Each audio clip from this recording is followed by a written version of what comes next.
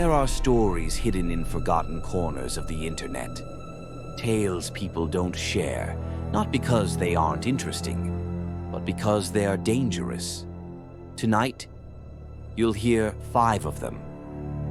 5 true horror stories you were never supposed to find. But now that you're here, you might as well stay. Turn off the lights, put on your headphones, and remember, some stories don't end when the video does. It all started with a work group chat. Nothing scary about that, right? Just the usual awkward introductions, people sending gifts to seem cool, someone using too many emojis. I just landed a new remote job, small tech company, completely online. The kind of thing you celebrate with pizza on your couch. But then, I noticed a username that didn't belong. No profile picture, no bio. Just the name, unknown member. At first, I didn't think much of it. Tech bugs happen, right? Until they started sending messages. You shouldn't have come here. Stay out of the bedroom closet. Funny, right? Classic IT prank. I laughed, thought maybe the dev team was having fun with the new guy. But then that night, as I sat alone in my apartment, my bedroom closet creaked open by itself, and something felt wrong. I ignored it, told myself it was the air vent or loose hinges. I didn't need to be that guy on his first week thinking his phone was haunted. But then, the photos started. Blurry, dark, but unmistakably, my apartment. One of them, me, asleep. And the timestamp on the photo? Tomorrow, 3:33 a.m. I tried asking my coworkers about it, but when I mentioned the username unknown member, they all said the same thing. There's no one here by that name. Panic started creeping in. I taped the closet door shut, locked my bedroom, checked every window, and when the clock hit 3:33 a.m., my phone buzzed. Incoming call. Unknown member. I shouldn't have answered. On the screen was me, but older, bruised, tired, eyes wild with fear. He looked around, whispering, "Don't open the closet. Don't trust them." And that's when I heard it, scratching from the inside of the closet. My phone flooded with messages, all from unknown member. Let it out. Open it now. Only one escapes. My head was spinning. Do I listen to me or the thing pretending to be me? The closet door burst open. Nothing was there, just darkness. But on my phone screen, the chat glitched, and I saw something that made my blood go cold. The group chat wasn't from now. It was time-stamped 5 years in the future. One last message came through. We never escaped. I don't sleep much anymore. I keep getting added to new chats, different names, different places. But one thing's always the same. There's always one member with no face. And they always send the same first message. Welcome.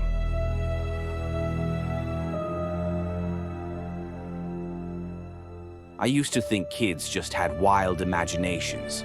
You know, monsters under the bed, shadows in the closet, invisible friends whispering nonsense. I believed that until we moved into that house. It was old, one of those creaky floorboard, paint-chipping kind of places. But it was cheap, and with a growing family, that's all we cared about. Except for the basement. My daughter hated that basement. The first time she mentioned it was 2 weeks after we moved in. Right before bed, she whispered, "Daddy, there's a little girl crying down there." I smiled, played it off. Probably neighbors, old pipes, or that kid imagination I just mentioned. But then it got worse. She started waking up screaming. She's calling me. She says she's stuck. She wants me to come play. I thought it was sleepwalking, until I heard it too. It was around 2 a.m. I was passing by the basement door to grab a drink, and I froze. From behind the door, faint sobbing. A child's sobbing. I stood there for what felt like hours. Finally, I unlocked the door and went down with a flashlight. Dust everywhere, spider webs, old shelves with peeling paint. But behind one of the wooden walls, I noticed something strange. A draft. I followed the airflow and found it. A hidden door, painted over but definitely there. It took a hammer and all my strength to break it open. Behind it was another room. It was small, like a child's bedroom. Old toys scattered on the floor, faded wallpaper with cartoon animals. But the worst part, photos, dozens of them. And in every photo, it was my daughter, older, different haircuts, different clothes, but always her. And then I heard it, a soft voice, right behind me. "Daddy, don't let them lock me in again." I spun around, no one was there, just the sound of the hidden door swinging shut on its own, locked from the outside. I don't know what happened after that. I don't remember how I got out. But sometimes, late at night, I still hear it. That same soft sobbing, coming from the basement, calling out to me, "Daddy, please don't forget me again."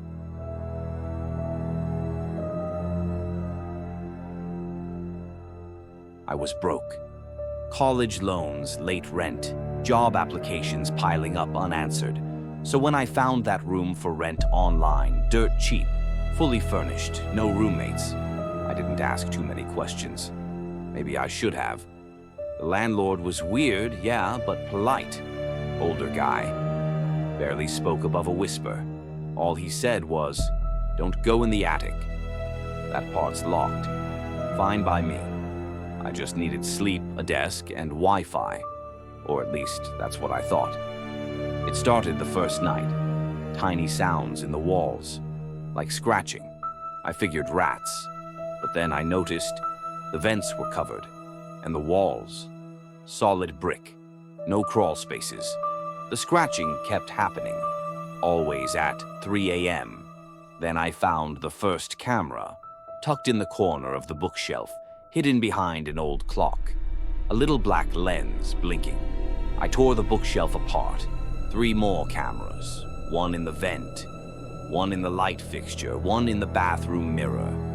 I was ready to kill that old man. Stormed up to his room, but the door was wide open, empty, dusty, like no one had been living there at all. That's when I realized something. The cameras, they weren't connected to Wi-Fi, no blinking router, no wires running outside, just cables leading up to the attic. I couldn't help myself. I broke the lock with a hammer and went up the stairs. It smelled like rot, like something wet had been sitting there for years. And in the center of the room, under a tarp, a chair, and on that chair, a skeleton, wearing the landlord's clothes. Next to it, an old TV.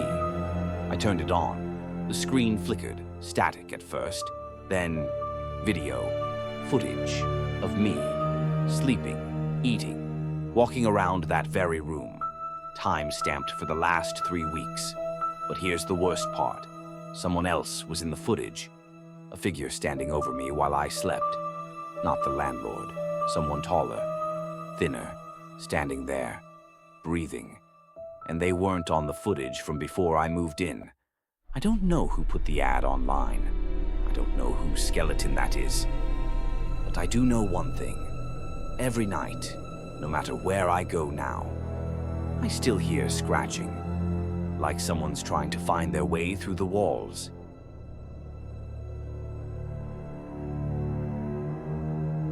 It started with a letter. No stamp, no return address. Just slipped under my door one rainy morning. And on the front, in perfect block handwriting, official notice of expiration. Inside was a date. Tomorrow, 12:01 a.m. No explanation, no instructions, just the date. At first, I thought it was a prank. But then I noticed something weird. My reflection. That same day, every mirror I looked in, Bathroom, phone screen, store windows. My reflection didn't look at me anymore. It was like watching a video of myself on a delay. Move your hand, blink your eyes. It was always a beat too late. And then I got the next letter. Failure to comply with expiration date will result in termination of presence. I didn't know what that meant until I went to work. I walked past co-workers I'd worked with for years. No one said hi, no nod, no smile. They brushed right past me like I wasn't there. When I tried to speak, they just kept walking. I wasn't dead, but it was like I was phased out of existence, like I was fading. I tried calling friends, family. No one picked up. The phone didn't even ring, it just buzzed, like the call never started. I checked my ID, my bank account, my emails. Blank. All of it. Like I'd never existed. And all the while, I kept catching glimpses of the men in black suits, standing still on the sidewalk, watching. Every time I blinked, they were closer. Midnight came. I locked the doors, closed the windows, covered every mirror. 12:01 a.m. Nothing happened. But when I looked out the window, the world was empty. No cars, no lights, no people, just static. Like the whole world had been unplugged. And behind me, a whisper. Expired. I don't know where I am now. It's like living inside a glitch. No voices, no warmth, no color. Just echoes of things that used to exist. And the worst part, this morning I found another letter. Not addressed to me. Addressed to you. And it has tomorrow's date.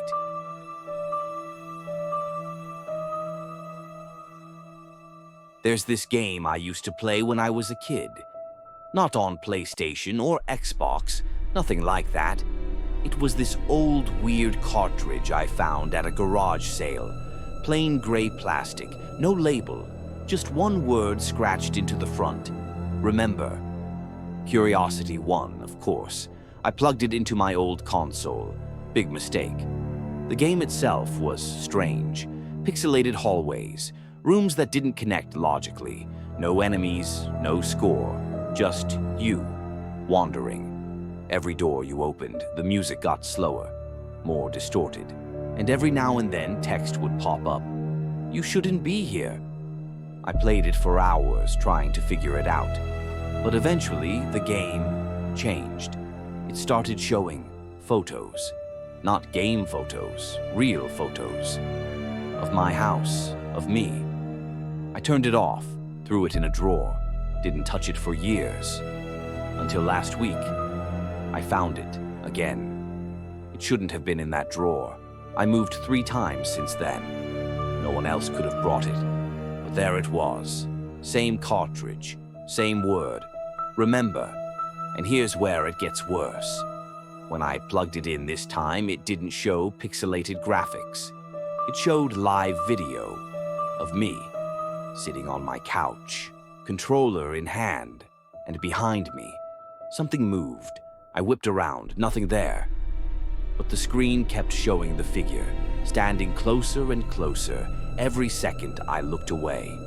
The game froze on one last piece of text. If you're playing this, it's already in your house. I don't know how it followed me. I don't know what it is. But every night since, I've heard the 8-bit music playing from somewhere inside the walls.